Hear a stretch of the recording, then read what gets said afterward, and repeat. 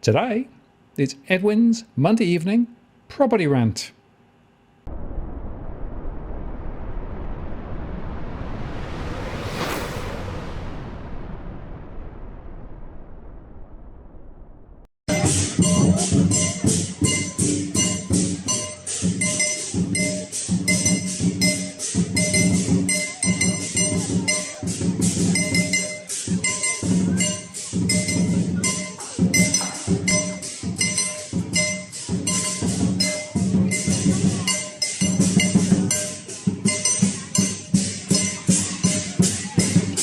Hello again, it's Martin North from Digital Finance Analytics, one that is post covering finance and property news with distinctly Australian flavour. Monday evening, and Edwin is with me, and what a way to start the show, Edwin. Go and have that choy, Martin. Very good. Got your dragon out and your rabbit and everything? Yeah, well, yeah, the dragon ate the rabbit, and the rabbit ate the fly, the dragon ate the rabbit, and I don't know what ate the dragon. But but look, the big question is, Martin, is the property market going up, or is the property market going down? That is the first question. The second biggest question is it the year of the rabbit or is it the year of the cat? Come on. I mean, these are two very ominous questions that the public and society needs to answer. Well, let's go to which year it is, because of course last week we said it was the year of the rabbit, but is it? Yeah, look, it is with the Chinese side of things. It's a year of the rabbit, but with the Vietnamese community, it's a year of the cat. So it's both years. Both happy birthday to them. But look, but nevertheless, but they're both ominous years, and it's going to be very, very exciting. 2023. I also noticed that this is episode number 4. It's the episode of death. Okay, right. We'll be a little bit careful. And of course, we saw Albo there at the front of the queue, right, leading the charge, as it were. Yeah, look, the fix is in, Martin. The fix is in. We've got the RBA wants to drop wages with the companies to drop people's wages to save the economy, they say. Albo wants to bring in 300,000 new migrants. And what the hell was Albo doing in Burwood, handing out those red envelopes? Dusty tells me she thinks it was first in line cards, jump the queue cards for first home buyer grants that are going to come up closer to the election. What do you think? Well, he certainly had a little basket and he was giving something out, so it makes you wonder, doesn't it? Well, you know what they say: the more red envelopes that you give out, the more prosperity for the year. So maybe that's someone saying it's how to vote cards for the next for the state election, but I'm going to go with Dusty. I think it's gifts, special gifts for a special community, so they can jump the queue for the first home buyers grant. Well, red being a lucky colour, I suppose. That could well be. Yeah, and what do you think of our MateFilm? I mean, he's just putting it out there. He wants he wants wages to basically take a step back. I've updated that headline, by the way, and sent it back to Lindsay David and put their RBA wants politicians cut. Because I'm sure that's going to keep the economy more afloat than cutting down normal people's wages. But you know that the RBA got a pay rise of 4.6%. So don't do as I do as I say. Of course, Martin. What do you expect? I mean, and when Phil's on $1 million a year salary, I'm sure he could spare a few hundred here and there. I mean, look, it is what it is, Martin. It's just the world gone mad. We said it was going to be 2023. We told our viewers last year that 2023 was going to be the year of the hustle, and you have to hustle. We said that there was going to be a shrinking of industries. I'm seeing that. The real estate industry, once again, is back to where it was in 2019 with the low listing numbers. So I can see that industry is going to shrink. My prediction is 20 to 30% of real estate agents will leave the industry altogether. Offices will be shut down because with no sales, no commissions, you can't pay the bills. And some of them are already struggling. I've posted out on Twitter how salespeople in the industry, friends, colleagues, and acquaintances in the industry are already getting driving Uber as a part-time gig. Some are cleaning of the evenings. They're picking up the side hustle, and it's the year of the side hustle for many. If you want to survive, white collar worker by day and blue collar worker by night. There's nothing wrong with it because this is what you got to do in order to keep on paying those mortgages. You got to keep putting food on the table, and everybody around the world is feeling the same pinch, and other than politicians and bureaucrats and the powers to be. Right, and is it true that it's going to be painting on Australia Day? You got me there, Martin. Oh, definitely. It's going to be because this property needs to be finished. And it's going to be a pet-friendly rental. So we just got to work. And look, I'm not out there with the boys on Australia Day because I'm anti-Australia Day. I've got no joy. It's really just got to get it done. just got to get it done. As you can see the banner behind me, I'm a patriot. I'm a supporter of Australia and have been, and I think Australia is the greatest country in the world. From day one when we got off the plane and we drove across the Glaisville Bridge, I was so impressed with it. And to me, I've never turned my back on Australia, nor will I. It's the best country in the world. But interestingly, of course, China is not necessarily putting Australia at the top of the list, are they? New Zealand is coming first. Oh, mate, come on. This is because it's because of your videos, Martin. Because of your videos on New Zealand, on the property market in New Zealand, how they're struggling, and you just can't stop talking about the issues that they're facing. So the CCP decided to open up the tour industry for the local tour industry. So we've got the local tour guru of China put out this article, and New Zealand's on the list, although it comes in I think 25th on the list of that. Of the group that are allowed to basically to leave the country as in two groups on the 6th of the 2nd, 2023 is the date that they'll be allowed to travel. New Zealand beats Fiji, Cuba, and Argentina. So there's still the 25th on the list, but it's a friendly destination, Martin. It's a friendly destination, as you'll see that basically based on the Australian policies or the stance that Australia took and is still taking in a way, against China. They're just saying that it's not really friendly, and they've put us in the not too friendly basket with the US, Japan, and South Korea. So there you go. So, but look, Dusty tells me that they just really want to say there's more. They're really concerned about the New Zealand property market. So all the tour groups and all the tours are going to go to New Zealand first before they think about saving our market, because they've got a fair bit of money in there. And of course, those tourists will become what? They'll become ghost migrants. They will disappear. Absolutely. And maybe it's also something to do with the fact that they've just swapped their Prime Minister out in New Zealand, so another opportunity. Look, come on. They were always friendly. They were always friendly to New Zealand, to China. I think is she going to be a spokesperson or something working with WUF, I'm told also? I mean, that's just rumours, but who knows? And as far as the local WeChat chats are concerned, there's a few things going on there that's also quite interesting.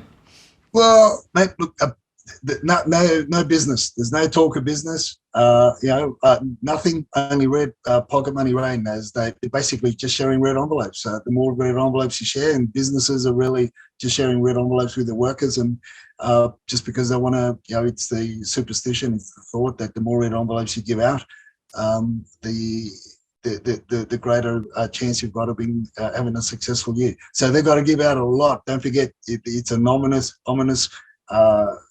black rabbit. It happens every 60 years.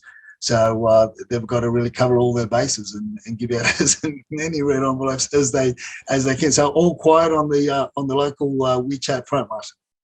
Oh, very good. Okay, and well, I guess the next thing we should then talk about is the Parita Effect, right? Because it's still rumbling on, isn't it? Matt, it is. You know, it's the heading should have been "Fool me once, I deserve it. Fool me twice, I'm an idiot. Fool me 3 times. You know, you've got to. You must be a politician to trick me so many times." But look, Mike Yander put out this article this morning. I thought it was interesting. He hits the nail on the head. Obviously, it's no different to what you and I have been saying for many years. It's not just been recently, but it's been many years that we've spoken about this, and I've been vocal about this since the early 2000s about government grants and how that doesn't solve the issue that first-time buyers have had for decades of jumping in or getting in. It doesn't give them a ladder, doesn't give them an extra run on the ladder to climb into the property market.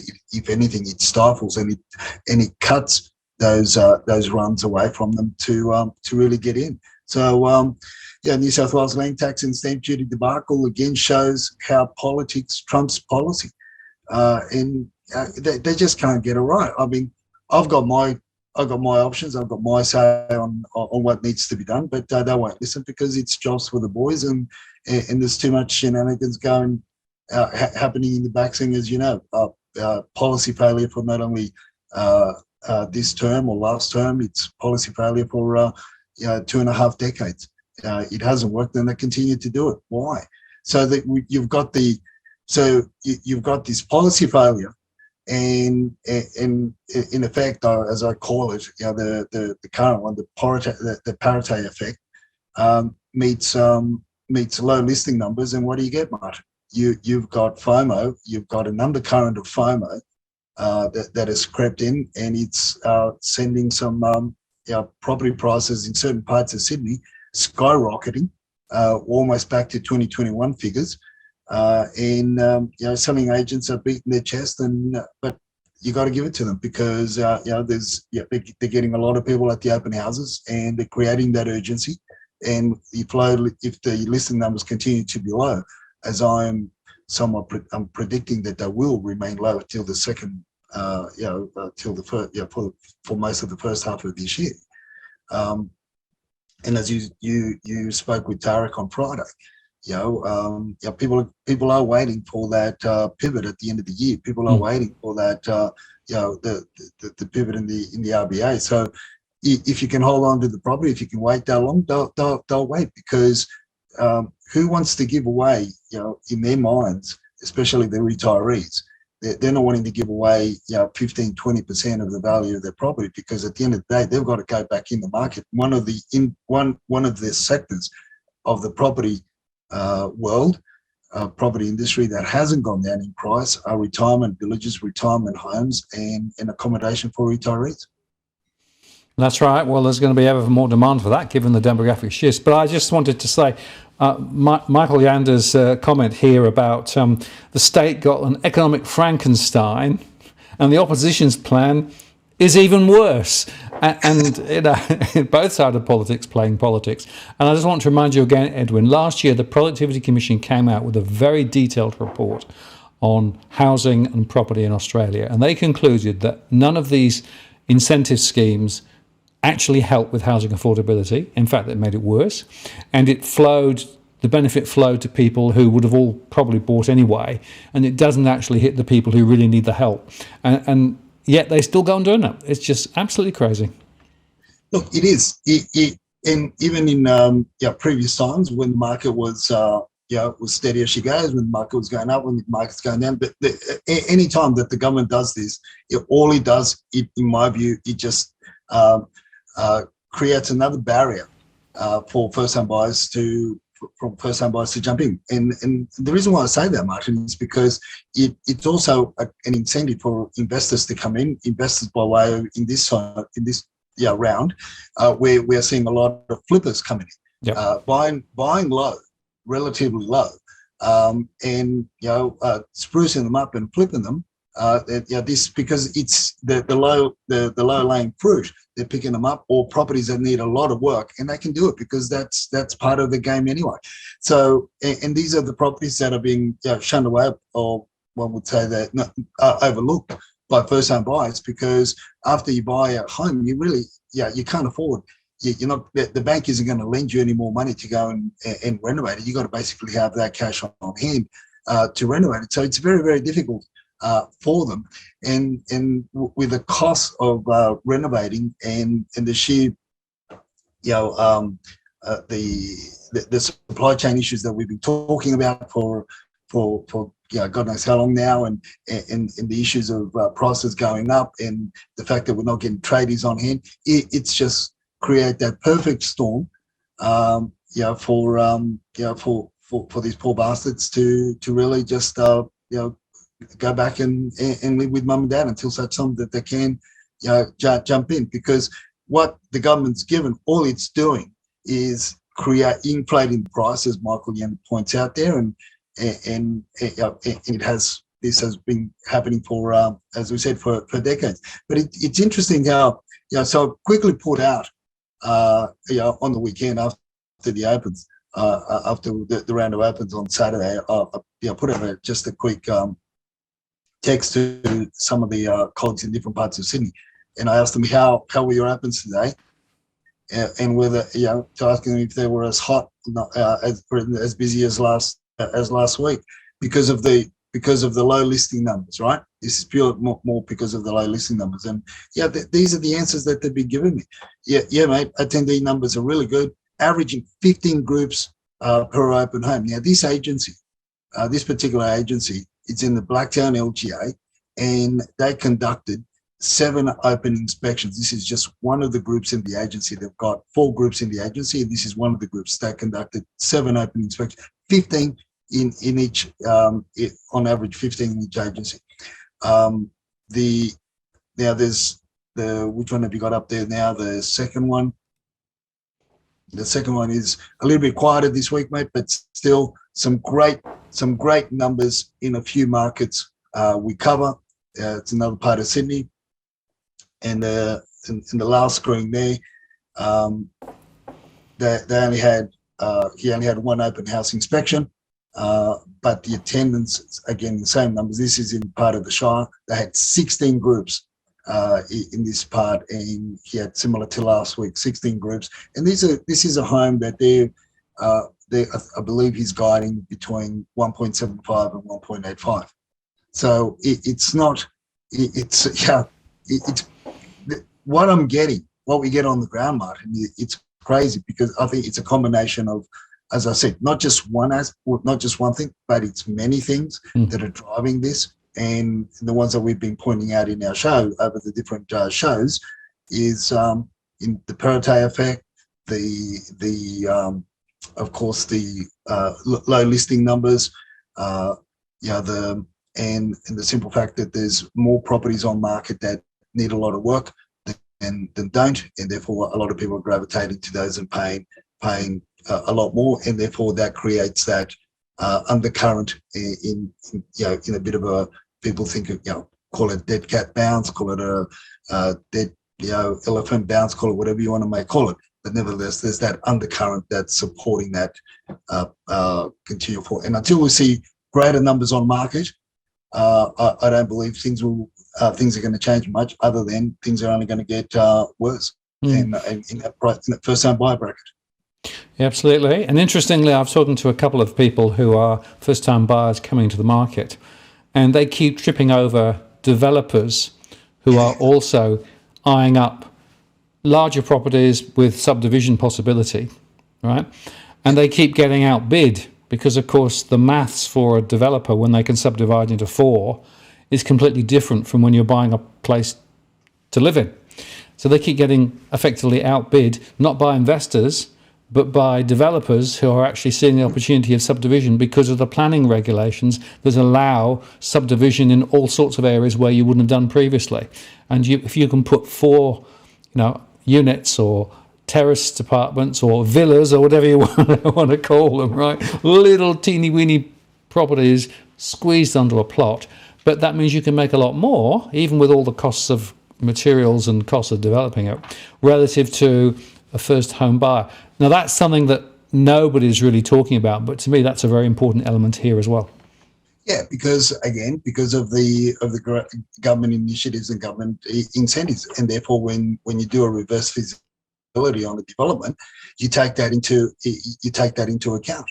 And when you do your numbers, they end up with any upwards of 27%, 30% return on their investment, which is not a bad investment. And if you can turn over one of these projects every 6 to 12 months, yep, you're laughing.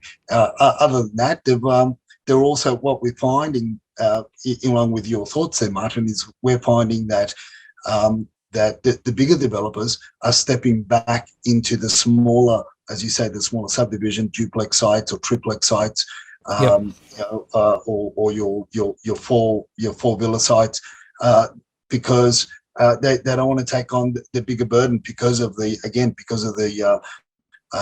supply chain issues, because of the cost of labor, because they can keep it tight, they can keep it steady, and they don't have to worry. Like I said, when you start factoring in building anything above an apartment complex, be it 30, 40, 50, nothing too big, apartment complex, and you got to factor in now that you got to be paying anywhere upwards of 520,000 per lot, no matter where you're going to build in Sydney. I mean, and you're taking such a huge risk on the construction costs, and the fact that you may not be able to complete in time for the sunset clauses of the contracts to before they expire and so forth. You've got a lot of issues. So therefore, they're stepping back, and a lot of these developers that your people have spoken to and that we speak to, these developers aren't being bank funded. They're buying this stuff in cash. So you don't want to stand toe to toe with them at the auctions. Yep. But the other thing, Martin, that we've been warning the people is watch out, because once the Lunar New Year and celebrations are gone and dusted here, the local WeChat chatters are going to come out in force. Mark my words, and they're eyeing out specific suburbs, specific type of properties that can be literally converted from a 3-4 bedroom house with 1 or 2 bathrooms to potentially a 6-7 bedroom, 8 bedroom house with 4 or 5 bathrooms, and they can rent out each apartment. They're the investors that we're talking about. And you'll also get, some of them will also be involved in flipping.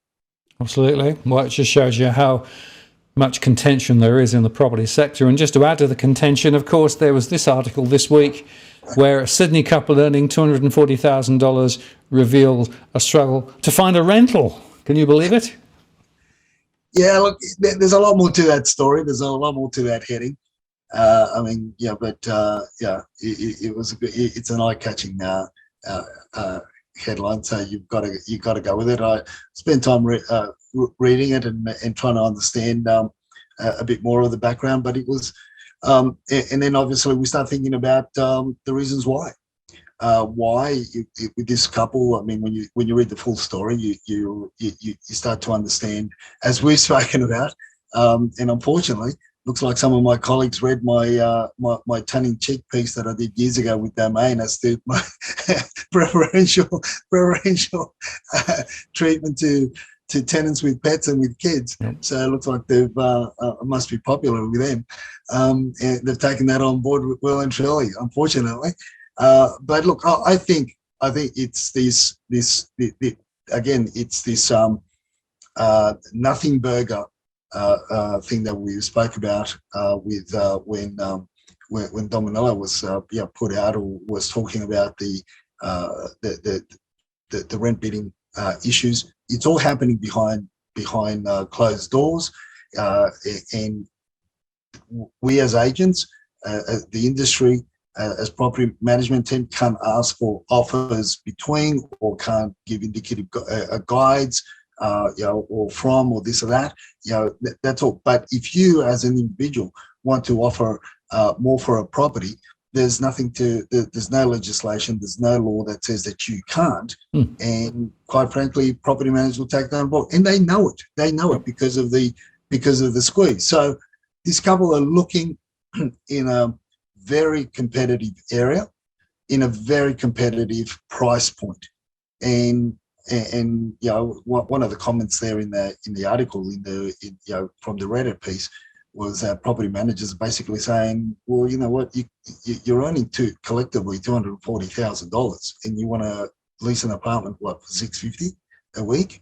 maybe you should up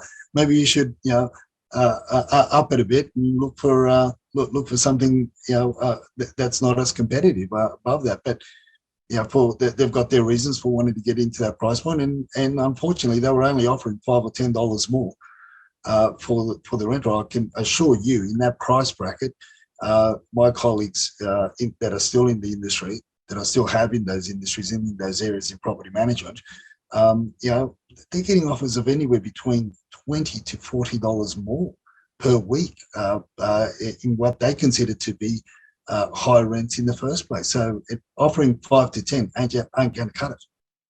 No, and it's all worth contextualising it, because of course we've got quite high demand for rentals at the moment. We've got properties not available because of the floods and everything else, and a lot of other dynamics going on. So there's a bunch of reasons why the rental sector is pretty tight. And we also know that the total stock of rental properties is about 20% down from where it was, because some investors have actually just given up and walked away. So there's a smaller supply, significant demand. And as you say, you need to understand how to play the game here. And if you don't play the game, you probably won't get a property. Well, that's right. And that's something that our viewers need to also understand, Martin, like what you said. It's, we got the beginnings of mandatory of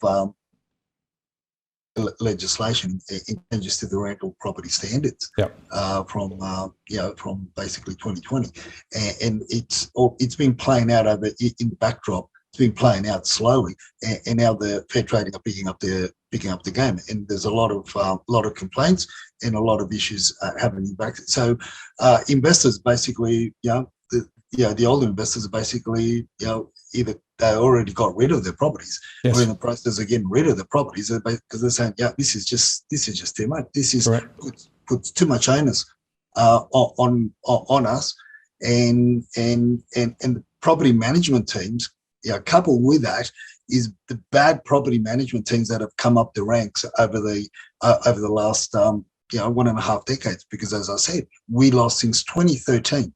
We started losing great property managers because they were being treated like dirt in the bigger offices, and they said, for what? I'm being treated like dirt for back then, for $42,000 a year, when my sales colleagues that do Jack Squiddly are earning above 100K. So they did the transition. We lost them to the dark side. And the good property managers, and the majority of property managers now, I would say the demographics of the majority of property managers in Sydney would be between the ages of 18 and 25. So they've got very little experience. Some are good, but some are the majority are very, very poor. So they can't handle this legislative changes that stand. So investors themselves, landlords themselves, can see that they're going to get themselves in a lot of strife because of bad property management services. So they've opted to already sell or in the process of selling. And as you said, Martin, then you've got the natural disasters in New South Wales, which has driven a lot of people to the bigger cities, because there's I think somebody told me Lismore, there's some poor bastard, months and months later, still living in his car. Yep. Well, there are still people down on the south coast still living in temporary accommodation from the bushfires. That was 2 or 3 years ago now. Exactly. Remarkable. Yep. So when you're not, when the insurance companies or the governments haven't been supportive, and that goes to both sides of the fence, they haven't been supportive of the people that weren't insured, weren't fully covered. And it's not a matter of, back then I recall, there was a lot of issues with a lot of complaints because insurance companies were saying, well, we're going to give you replacement value. But the thing is also the LEPs and the standards for those areas changed. Yes. So right. And the cost of materials skyrocketed. So you got you may have got your $400,000, but that would only build you half a house. Because you can't build to the old standards. You got to build to the new standards, and that puts a lot of pressure. So you've got all this migration from the towns and the struggles that they've been going through, and the issues that they've been going through with natural disasters, the pandemic, jobs, the whole situation. But also now we've also coupled with that is the interstate migration. And I dare say we're taking on more than allegedly leaving. So that has put huge strains on the rental sector, and then I still believe that there's a lot of apartments that are still being owned by overseas investors that are still vacant. Absolutely. Well, let's move on and talk about numbers, because there's a little bit of movement now in terms of listings, right? So this is the 23rd for New South Wales or Sydney, 15,648, right? And if you compare that with the previous 15,104, so we're starting to see a bit of a lift now. Yeah, look, the last couple of weeks we're seeing on average around about 500 new listings per week. What's more appealing for us is obviously the house listings, and from last week to this week we've seen an increase of about 300 new homes, but it's still not rising as quickly as we would like to see. But again, the things start to change mid next month. Obviously after Australia Day, when the kids go back to school and so forth. So that's when we'll still see a change. It's Super Saturday this Saturday for auctions, but this is so that holiday spirit sort of is by the wayside now, and it's back to business. Agents are well and truly back in business now to basically go out there and get listings. So I hope that my predictions are wrong, but based on what we see on the ground and based on what we're hearing and what the agents are telling us, it's going to be a hard slog for them for the first 2 quarters and for the first half of the year, because people that were thinking of selling, as I said, they're not really keen on losing what they're losing that 15-20% of the value of their property, and these are more in the areas of where retirees are holding on to the older, bigger properties, Martin, as opposed to the ones that are in mortgage stress that bought into the on government hearsay from 2020 to 2022. Yeah, no, very good point. Let's look at Melbourne quickly, because it's a bit of a similar story. So on the 23rd, 23,566, and if we go back a week, it was at 23,075. So again, a bit of a rise, but interestingly, there's still quite a lot of property for sale in and around Melbourne, even now. Yeah, it's surprisingly you still have 12,000 homes, over 12,000 homes based on the domain figures. And but the apartment numbers have really dropped. It's only 50% of the house numbers. So there are a lot more people opting out of homes. You probably have a better idea as to why. I can only think because a lot of people chewed a bit more than what they could chew, and over the last 2-3 years, and they're in a lot of misery now with rates going up. Well, there's a bit of misery and also this investor problem. There's a lot of older properties coming on which were investment properties, and it goes right the way back to the cost of trying to maintain an investment property, meet the latest regulations. And then with interest rates rising, of course, which means the mortgage is going up dramatically, the rentals aren't following enough. So effectively the net yields, the really critical net yields, are continuing to fall. And there are more and more postcodes now in and around Victoria, particularly around Melbourne, where in fact in net cash flow terms, people are losing money every month, every quarter, every year. And only if you can see significant capital appreciation would you hold on to the property. Well, at the moment, property is going backwards. So effectively, you're losing on capital and you're losing on cash flow, which is why more investors are saying, we're going to get out. And interestingly, quite a few people in my survey are thinking, well, I'll list quickly and try and get out before everybody else does the same. So it's a bit like lemmings, right? The first lemmings are running for the exits. The question is, how many more will follow them? Yeah, and I guess one of the points that stand out from that, Martin, is the point of the legislative changes that have happened. They're a lot tighter with the rental side of things, the property management side of things there than what they are in New South Wales. But look, New South Wales is going to get there, so it's going to be interesting. I mean, some make the argument, well, if you've got landlords selling and opening up more properties for sale means that more first-time buyers will also jump in. But I also make a point. I don't know what your surveys say, but there's a lot of potential first-time buyers and young people that would be or waiting on the sidelines as first-time buyers that are still living with mum and dad. I can give you two of my kids. One up to last year was was still living with mum, saving, and the other one that's 26, still living there with mum as well, saving. And, he was 29 when he came into the market, because apart from all the benefits of living with mum and dad and all the comforts that you have, homemade dinners and so forth when you get home from work, and they did the washing for you. Well, you've got the other, obviously paying very little to help you save for that deposit. So I know whether your surveys pick up on those numbers, Martin, but I'm seeing that trend will only, unless the numbers show up, that trend will only remain there. And therefore you're not going to it just has that sort of, that's something that's not talked about in the main property arena.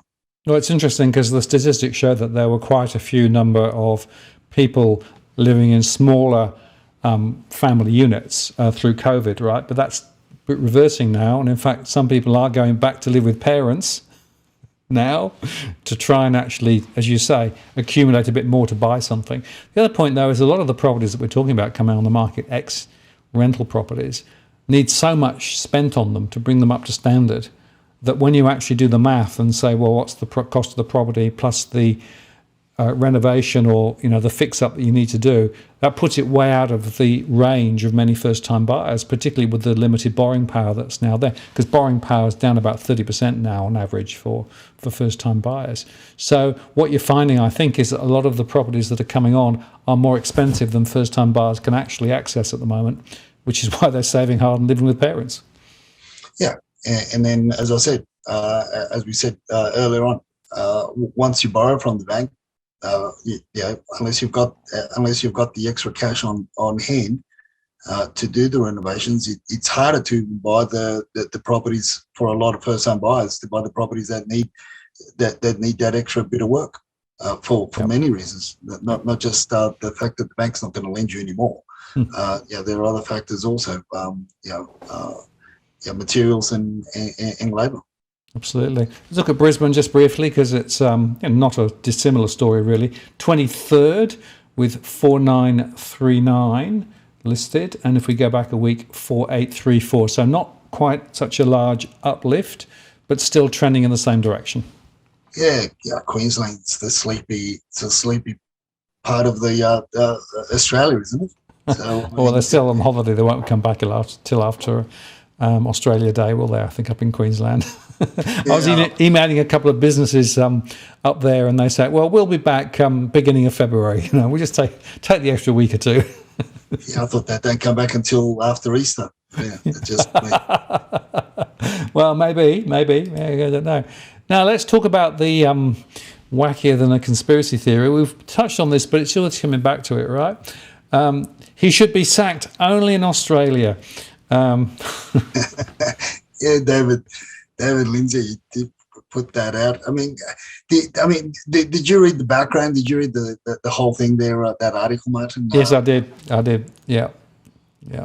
I mean, look, as I said, the fix is in. They've really got to stop. They're really trying everything to stop the property market sliding any further. Yeah, and on top of that, yeah, you've got your 300,000 migrants. I think that in itself is going to lower the wages anyway. I'm hoping so anyway, because bloody hell, we're paying $600 for some trades for WeChat chatters to work on different projects, $600 a day, and they want 50% in bloody WeChat wallet or was it the other wallet that they have, and also the and in cash. So it's hard. It's really hard to make it work. So look, bring it on. Bring it on, so that we don't have to pay as much up front. Look, but it's sad the way this is happening. It's sad. It's just again, one just throws everything up in the air and says, what the hell? Absolutely. And then the other thing we've got here is this very interesting, more on the effect, right? The misleading price guide. Right? And Tarek's saying, underquoting, with a lot of it about. Yeah, well, that's right. I'll put that tweet out because we've been following. Don't forget the Black 10 LGA. It's just the gift that keeps on giving. It's the area that just keeps on giving, and I'm trying to tag as many people that on my tweets that I would hope would pay attention to all the shenanigans. Don't forget that my prediction number 16 is that underquoting will be bigger and better in 2023 than it was in 2022, and people thought that was crazy. But they ain't seen anything yet, and so we've been following this particular listing, and look, and I put out receipts, right? I put out the back end information, comparable sales, what it was bought for. It was guided at 790 in 2016, Martin. 2016, the agents that were selling that house in 2016 were guiding it at 790, and they're running a guide of 800. You're telling me that potentially the agents telling us that the market slid back to 2016 figures? I mean, give me a bridge and I'll sell it to you. It's just one of those things. So I put this out, facts and figures, so that the Dom Peritos, the Victor Dominellos, the Fair Trade in New South Wales will start paying a bit more attention, as we were talking earlier on before the show. It's stuff that's happening on the ground that people need to see, not these bullshit articles of fictitious figures and stats and numbers that people are pulling out of God knows where, makeshift surveys of I polled 1,000 or 10, and 5 out of 10 eat Weet-Bix for breakfast. And therefore 50% of the population eat Weet-Bix for breakfast, blah, blah, blah, sort of BS. So, and this is it. This is wackier than a conspiracy theory, but is it a conspiracy when it's, when it's the truth? No, it just is going to become wackier. And unfortunately, folks, 2023 is not only going to be the year of the hustle, but it's going to be the year of the underquoting for agents, because when agents get desperate, when selling agents get desperate, they will do whatever it takes in order to earn that commission. And unfortunately, they will put their license on the line just to earn that commission, because that they think that they've got no other choice but to do that. But you know what, Martin? After having close contact with people that we've been also assisting in helping them prepare their homes. Vendors also have got a lot to answer for this, because they've been led, and they've been led by the agents, and they led them. And it's shameful on both sides. Well, it's a mutually reinforcing set of things which are misleading each other. And it's interesting, here's one that you put as well about listing inquiries, right? Because the point is that the inquiries are down, the transaction throughput is down, and that's going to put a huge pressure on agents, isn't it? Well, that's right. And this is what we spoke about last week, and this is what I'm saying. And they will do whatever it takes. They will buy the listing in order to get it on the market. They will tell you that they will get you, if CoreLogic, the back end of CoreLogic says that the property, the range, or based on their, on their calculations, it's worth 1 million, because the majority of agents use that CoreLogic back end information as the gospel to basically to preach to the potential vendors.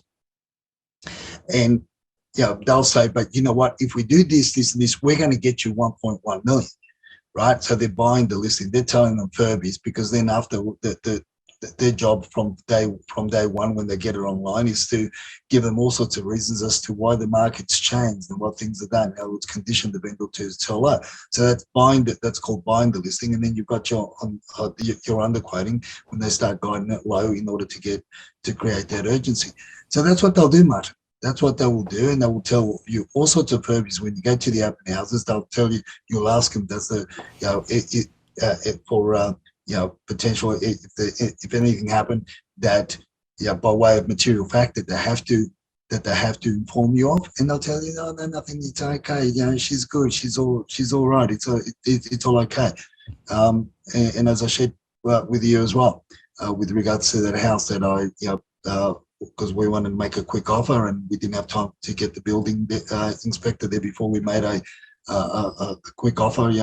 I jumped in under the house and saw potential issues, and I wanted to take some snaps to show the agent of the potential termite issues. Hence we lowballed the offer based on that. And this is, so they'll tell you, or they'll blatantly tell you in some of my other tweets and some photos that I've shared, Martin, where I've asked the agent, has the property had any recent flooding issues, given the fact all the rain, and given the fact that the concrete slab sits 20 millimeters from the ground, when it should be 150, no less than 150 millimeters from the ground, the distance. And the agent will look you straight in the face and said, no, mate, no issues, nothing's happened here. You walk in and the tenants were there, and first question I asked, have you had any water issues in the property in your tenancy? Oh yeah, a couple of months ago we had water running through the whole lounge, stuff like that. So they'll do whatever it takes to get the listing and to get the sale to make the commission. Otherwise, they're in a lot of strife because of low listing numbers, which means low sales numbers. Yeah, and of course you can have water features in the wrong place as well as in the right place. Gotcha. And last week you showed us this one. I just want to recap, right? So this is a typical, right? There are lots and lots of offices in a relatively small area, so there are lots of people quite desperate to try and actually make a sale happen, and so they'll do pretty much anything they can to try and actually to get that sale. Yeah. So look, these are four. Yeah, this is the postcode. Oh, I can't remember the postcode. Anyway, but this is 4 suburbs, right? That encompass one postcode in the Shire. Yep. This is just 4 suburbs, right? And they've got roughly 30 selling agents. Yep. Right, in 4 postcodes. Now, in that, I think I mentioned last week, I'm not sure whether I did, but there's the agent tells me there, that my mate tells me there, that there's 10,000 homes in those 4 postcodes, right? And they've currently have 27 listings on market. So what does that tell? That people, agents are starving. Absolutely. he himself wanted to retire, but he can't retire. He's prolonged his retirement because he's still got a bit of a mortgage because he's a bit of a redhead, has been all his life, and he likes old muscle cars. So he's anyway. I keep on telling him, sell your cars and you'll get out of debt. Well, just sort of taking that further, because this week here's an example of buoyancy in a particular market. Yeah, look, this is Kings Langley, and this is the Parita Effect. This is it. This is firsthand. And what the agent writes, what he told me was they had was it 76 groups or so? Yeah, 76 groups. Yep. 31 in the second open. The auction was it was a very short campaign. They got 16 registered bidders and 36 bids, I understand. And it got 125,000 or so more than what they were expecting to get for the property. But look at the crowds, Mutt. This is Kings Langley. This is your top end of your first-home buyers market for the Blacktown LGA. Yep. Well, you say it's the Blacktown effect again, isn't it? Yeah, look, it is. And this is that belt in Blacktown. You're in the Liverpool area as well. Where we're seeing the lower parts, the very, very lower parts of the Shire, where properties are still somewhat attainable around between the 1 and the 1.2 million. So you've got all these things because of this low supply of properties coming in, money being gifted by the government, and as I said, God only helped the first home buyers. After the Chinese Lunar New Year, because God help them, because they're gonna come in hard. They're gonna really come in hard because the shit that they will do to properties that you and I can never think of doing, but they will do it. Absolutely. Well, before we get your final thought, I've got 2 quick points to raise. The first is, last week we were discussing this idea of the auction and the bid and the cooling off period, etc., and people were a bit confused by what you were saying. So they would like us just to explain slightly more the circumstance where effectively this cooling off period is or isn't relevant, because basically the confusion was, well, if it's not an auction, how can you have a cooling off period or not? So can we just explain that in a bit more detail? So in an auction contract, right? An auction contract states that when you're buying a property at auction, you waive your rights to a cooling off period, right? So you have to you proceed at an auction unless it was previously organised with your conveyancer and their conveyancer or solicitor. You have to stump up the 10% deposit, right? So if you renege on the contract, if you rescind the contract because the valuation didn't come to the $1 million that you paid, and you stumped up $100,000 by way of deposit on the day, you lose your $100,000, right? That's the way. So you really have to be very, very careful, as we've said, when you're buying at auction and when markets are going down, because valuers, you may think it's worth $1 million. Your neighbor may have told you it's worth $1 million. Your Uncle Jack probably told you it was worth $1 million. So you went out because you fell in love with the property, you paid $1 million, but the valuation came in at $950, let's say. So you got 2 choices. You walk away from your 10% deposit, or you beg, borrow, and steal the extra $50,000 to make up for the value for the price, because the bank's only going to lend you $950 less your deposit, right? So that's what's at play with at an auction with a no cooling off. Under private treaty or any other ways of buying, under private treaty, the contracts state that you've got a 5-day cooling off. Now, what that means is if an offer has been given and the vendor has accepted that offer, in order to to solidify the contract, there has to be offer, acceptance, and consideration. So the consideration in this case is what's called the 0.25% deposit, or 0.25%, right? So that's what you stump up for purchasing the property, which is a quarter of a percent. So if 1% is 10,000, so you stump up to 2,500. So if in that process of your cooling off, right, there's the only party that can rescind the contract is the buyer. The vendor is locked in. When they accept it, they take the consideration, the vendor is locked in. They can't rescind the contract, only you can. But if you rescind the contract, all you lose, after you do your due diligence and the valuation comes in at 950, as opposed to the million that you offered and was contract, you can walk away, right? You just walk away. You just say, no, I don't want to proceed. I'm going to lose my, I'll walk away from my 2,500. So that 5 day is in your pro forma documents that your contract has done. You can ask for a 7 day, or even a little bit longer. So that's does that explain what your yeah. And but then the final point is, but if you, as a prospective purchaser, you could actually then play by the auction formulation if you choose to.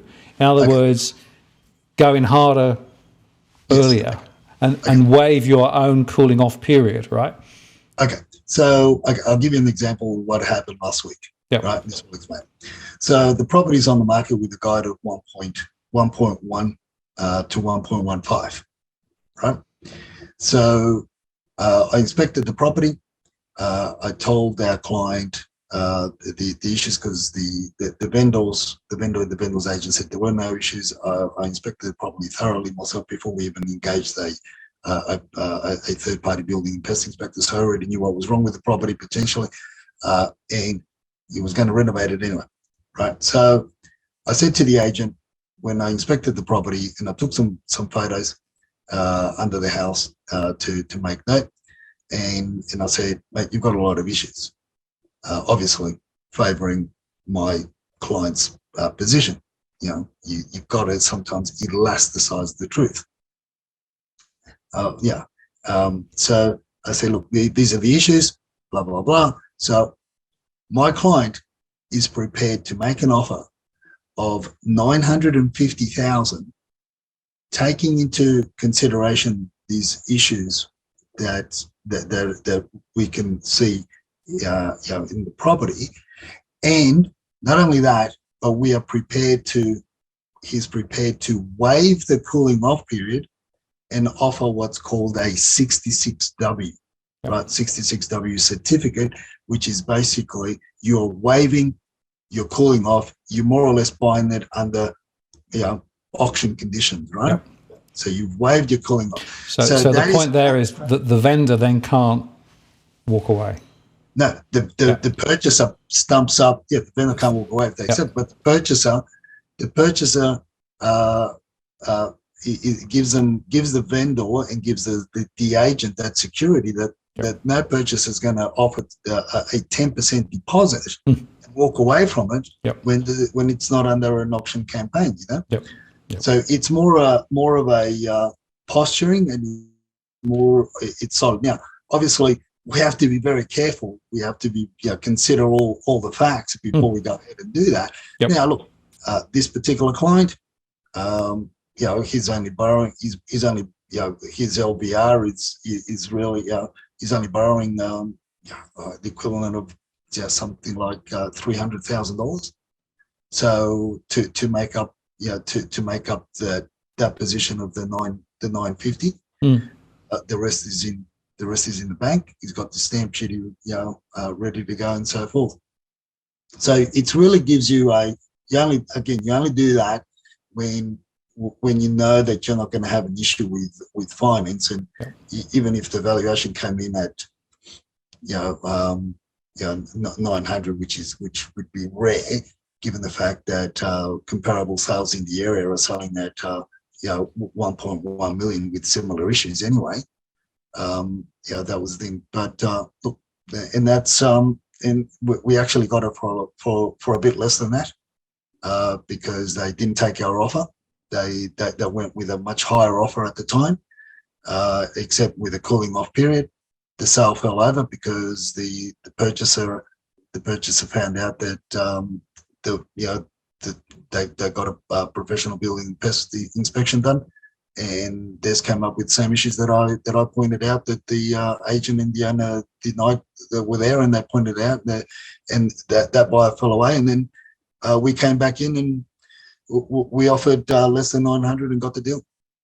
Yeah, absolutely. Well, and it's interesting because your sort of tip for the day was to know your limits, and this is a good example, isn't it, of knowing your limits, knowing how to play the game, and knowing where you can and where you can't go. And in the current environment, that's a really good advice point, isn't it? Well, that's right. You've got to know your limits. Now's not the time to take the risk. Physical, that's and I mean physical. I've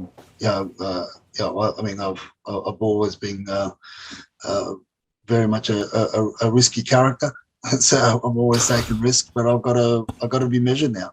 I fell off a ladder, of the third run of a ladder the other day.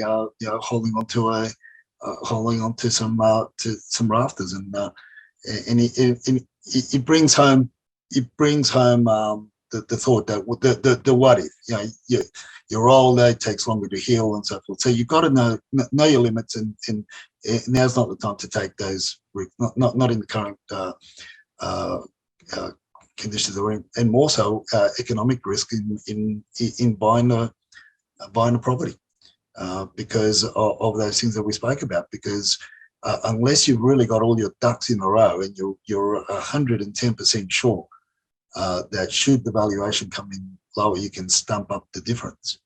Well, then, because valuers are not giving you 5% leeway on the upside, because you got emotionally caught up in the in an auction process. If anything, they'll value down. So you've just got to know your limits, and don't proceed unless you're you know that you got all your facts and all your ducks in a row, and make sure that you're it's all measured, and you've set your bars. Otherwise, it's very, very risky. Absolutely. Good advice, Edwin. Thanks once again. And as always, some really, really important messages there for those people engaging in and around a property at the current environment. And as we keep saying, this year is going to be a very interesting year. So know your limits, and make sure that you do the due diligence and all the other things you need to do to make sure you don't trip up and trip over in this current environment. So thanks once again. And we'll do it all again next week, eh? Let's do it again, Martin. And get past this this week, and looking forward to next week, and hopefully with better news. But I know that one thing for sure, that it's going to be wackier than today. Absolutely, it's going to be wackier. We can be pretty sure of that. Take care, everyone. See you soon. Bye bye.